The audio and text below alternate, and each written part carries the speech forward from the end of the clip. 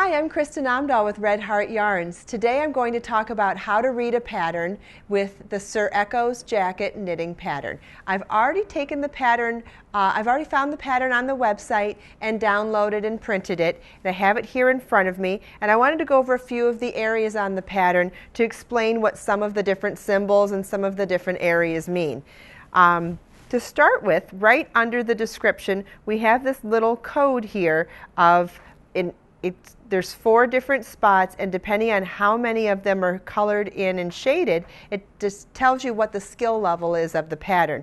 And this is a standardized system that you can find on Yarn Standard's website, and I have that also printed out here to show you. And these are the different skill levels for knitting. We have beginner, easy, intermediate, and experienced for the different types of things that you may encounter in a pattern. For example, a beginning pattern is going to be just knits, purls, and very minimal shaping. And then as you go from easy to intermediate to experienced, you're going to find that there are more types of stitches or different types of shaping or different kinds of constructions and different skill sets that you're going to have to add on for the project. It doesn't mean that you couldn't tackle a project beyond your skill level, but what it just gives you an idea of what you're going to encounter within a pattern to give you an idea of where you want to be within that project.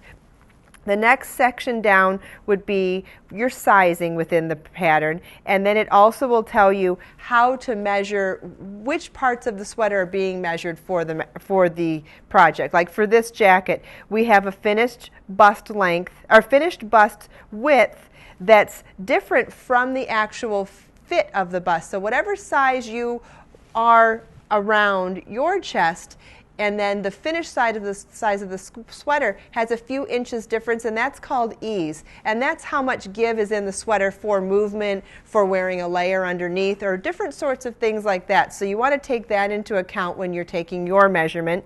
And then the finished length of the sweater also states whether or not it's including the cuff, the lower band. For this one it says lower band, but it's depending, so you know exactly how long that sweater is going to come on you. The next section would be the type of yarn that we use. Obviously we're going to pick a specific brand of yarn. This one is the Boutique Treasures yarn by Red Heart.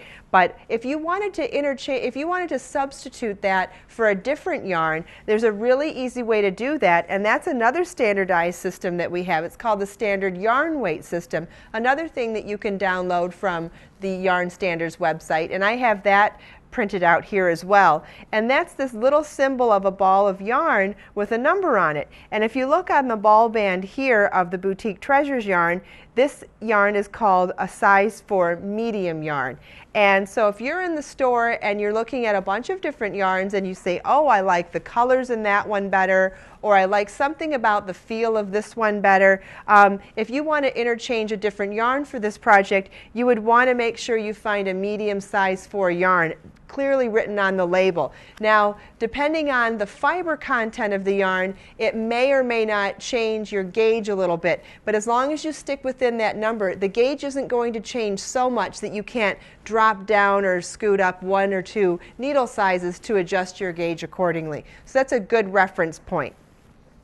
Moving on within the pattern, we have our gauge section. The most important thing to check there is to see what kind of stitching you're required to do to measure your gauge. Like for example, this one says to work your gauge swatch in garter stitch.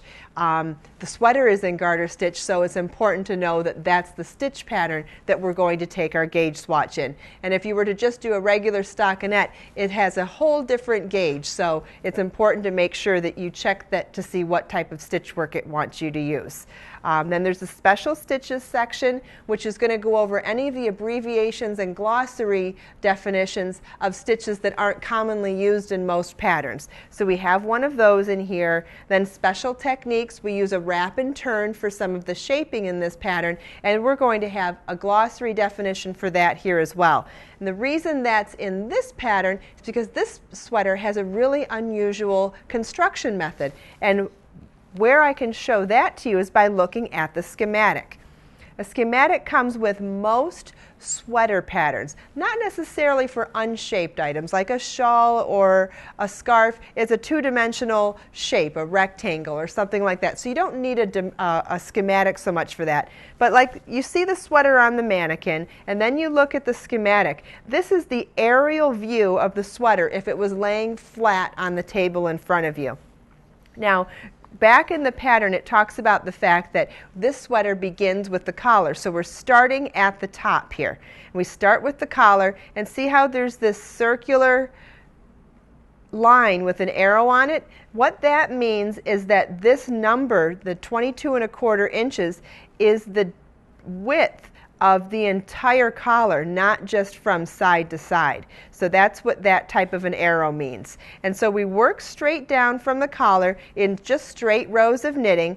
But what's unusual about this sweater is in order to get those diagonal lines that you see in the pictures, I'll line those up next to us here. In order to do that with this self-striping yarn, we have to do short sections of shaping first. So on the fronts, we have these triangles. And then the back, what you're seeing, because of this dotted line, what you're to assume from there is that the back has the double width or the full-size triangle like that. So you start with those and then work in rows to create the diagonal lines of the sweater pattern like that. And these are things that you're understanding because you've read through the pattern, glanced through it to start with, then referenced your schematic before actually starting with the stitching.